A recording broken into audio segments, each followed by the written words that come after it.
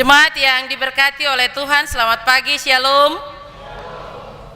Hari ini minggu ketiga dalam bulan yang kedua, kita memasuki masa Prapaskah. Hari ini kita merayakan Prapaskah yang pertama, sebuah masa di mana kita merenungkan jalan sengsara Tuhan Yesus yang menuju kayu salib. Jika kita bertanya, apa yang membuat Yesus rela menjalani semua penderitaan itu? Jawabannya hanya satu: kasih. Namun kasih Kristus bukan hanya yang diucapkan di atas mimbar atau tertulis dalam janji manis. Kasih Kristus bukan kasih yang hanya bicara saja, tapi lalu kemudian kasih yang sungguh dibuktikan. Kasih Kristus adalah kasih yang bergerak. Kasih Kristus adalah kasih yang berkorban. Kasih Kristus adalah kasih yang menjadi nyata. Inilah yang disebut dengan kasih agape. Kasih yang hanya memberi tanpa menuntut balas. Kasih yang memberi dirinya bagi orang lain. Tema kita minggu ini, mengasihi dengan perbuatan, bukan sekedar kata. Kita akan belajar dari firman Tuhan yang tadi telah dibacakan bagi kita. Pertama, Yohanes 3 ayat 11 hingga ayatnya yang ke-18. Dalam bagian ini ada 3 poin yang penting yang akan saya sampaikan bagi kita dalam perenungan di saat pagi hari ini. Yang pertama, kasih itu adalah identitas. Yohanes menegaskan bahwa kasih adalah berita utama. Artinya kasih bukan pilihan sampingan bagi orang Kristen, melainkan fondasi hidup orang percaya. Jika kita mengaku kita mengenal Tuhan Allah, maka bukti statusnya adalah bagaimana kita hidup dalam kasih. Kasih kepada Allah tidak bisa dipisahkan dari kasih kepada sesama manusia.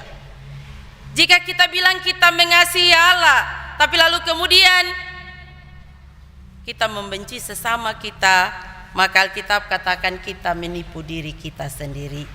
1 Yohanes pasal 4 ayatnya yang ke-20. Cara kita menunjukkan kasih kita kepada Allah diwujudkan dalam kasih kita kepada sesama kita. Kalau kita tidak bisa mencintai atau mengasihi pencipta kita, bagaimana mungkin kita bisa mencintai dan mengasihi yang diciptakan? Tapi lalu kemudian ada nyata dalam kehidupan kita. Kadang-kadang kitanya suka orangnya, suka barangnya saja ya, ada ya. Lalu orangnya tidak kita sukai. Ada yang seperti itu ya. Saya berharap di tempat ini tidak ada. Ada yang suka barangnya saja tapi orangnya tidak. Bagian ini bilang kita tidak bisa seperti itu. Kita mengasihi Allah yang tidak kelihatan itu harus diwujudkan lewat kasih kita kepada sesama yang kita jumpai. Kalau sesama kita yang ada di samping kita tidak bisa kita kasihi, apalagi Tuhan yang tidak kelihatan itu. Seperti itu ya. Jadi belajar mengasihi orang-orang yang ada di sekitar kita, itu wujud kasih kita kepada Allah. Dalam bagian lain Alkitab katakan ketika kita melakukan kebaikan kepada sesama kita yang paling hina, kita sudah melakukan kepada Kristus. Mengasihi harus menjadi gaya hidup, tapi juga tadi catatannya fondasi hidup kita. Yang kedua, kita melihat kasih dan kebencian. Penulis memberikan cerita ya dalam bagian ini, kisah Kain dan Habel. Kain membunuh adiknya karena iri hati. Yohanes mengingatkan kepada saya dan saudara bahwa kebencian adalah tanda kematian rohani. Barang siapa membenci saudaranya, ia masih tinggal di dalam maut. Sebaliknya, saat kita mampu mengasihi bahkan kepada mereka yang membenci kita sekalipun. Itu tanda bahwa kita telah berpindah dari maut kepada kehidupan. Saya bisa bilang kalau kita masih simpan iri hati, dendam, benci kepada orang lain, cara fisik kita hidup, kita bernapas, kita bergerak, kita bisa melakukan ini dan itu, tapi lalu kemudian mengacu dari bagian ini, dia bilang kita mengalami kematian rohani. Kita belum berpindah daripada maut kepada hidup dan kepada hidup yang kekal. Dan bagian ini jelas bilang ketika orang masih ada dalam maut, maka keselamatan itu tidak akan menjadi bagian miliknya. Karena itu mari jadi orang yang bisa melepaskan pengampunan kepada orang lain.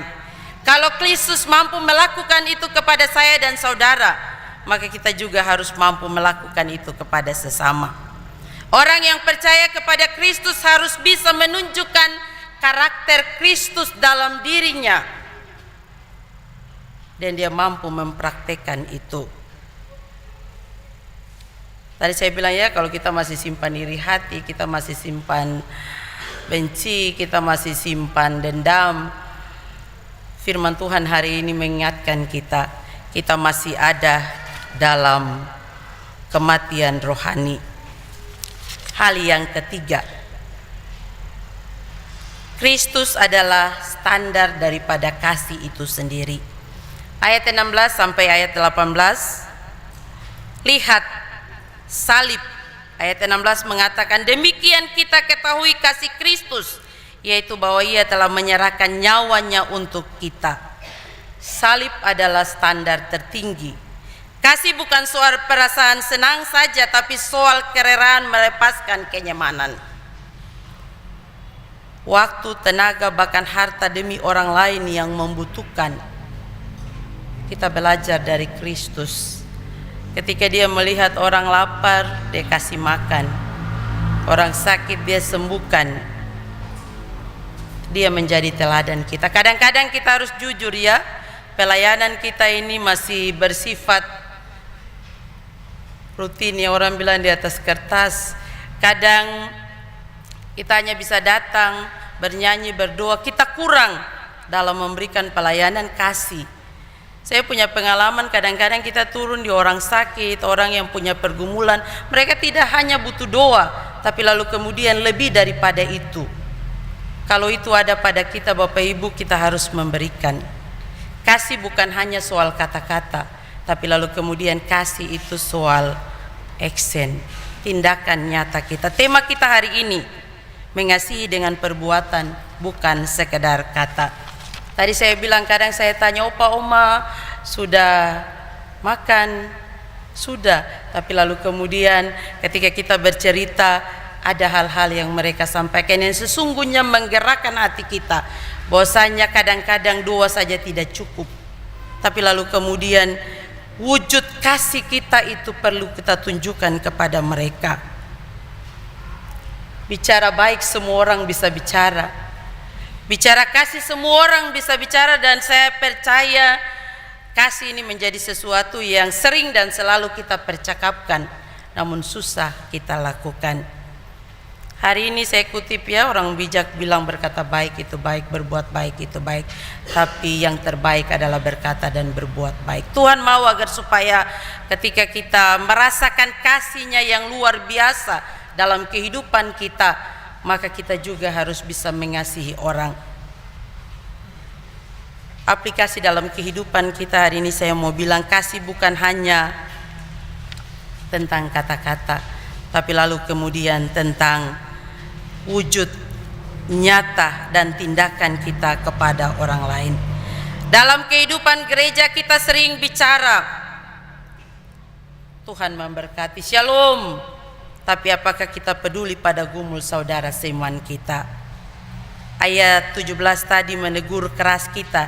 Jika kita punya harta tapi kita menutup mata saat saudara kekurangan, maka kasih Allah tidak ada di dalam kita. Kasih dalam jemaat berarti kita peka. Jika ada yang susah, kita membantu. Jika ada yang sudah lama katakanlah tidak datang bersama-sama dengan kita untuk bersekutu, jangan kita membicarakan bahwa dia pemalas atau dia tidak punya kerinduan untuk datang. Kunjungi dan tanyakan kepada dia. Kadang-kadang orang yang tidak datang ibadah bukan hanya karena malas ya, tapi lalu kemudian mereka punya pergumulan, hanya saja kita tidak tahu. Bantu mereka yang kesulitan, jenguk mereka yang sakit. Ketika kita hadir, kita tidak hanya bilang sabar ya, tapi dengan bantuan yang meringankan beban mereka. Orang sakit itu dia tidak hanya butuh doa, tapi lalu kemudian uluran tangan kita. Ada orang yang bergumul dengan kesakitan yang sudah lama, dia membutuhkan biaya untuk pengobatannya, dan karena itu kita tidak hanya datang cukup berdoa lalu kemudian kita bilang sabar. Sebagai orang yang percaya kepada Tuhan, yang memiliki kasih, doa kita harus diikuti dengan tindakan nyata, melakukan sesuatu untuk meringankan bebannya. Itu bukti kasih yang sesungguhnya. Dalam kehidupan bermasyarakat, kasih adalah kesaksian hidup. Dunia tidak membaca Alkitab kita, mereka membaca perilaku kita.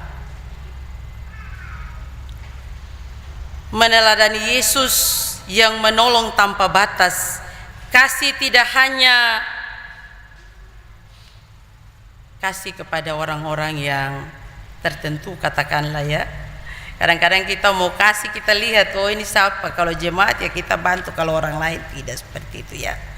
Kasih itu dia menembusi banyak hal, tidak harus melihat siapa dia,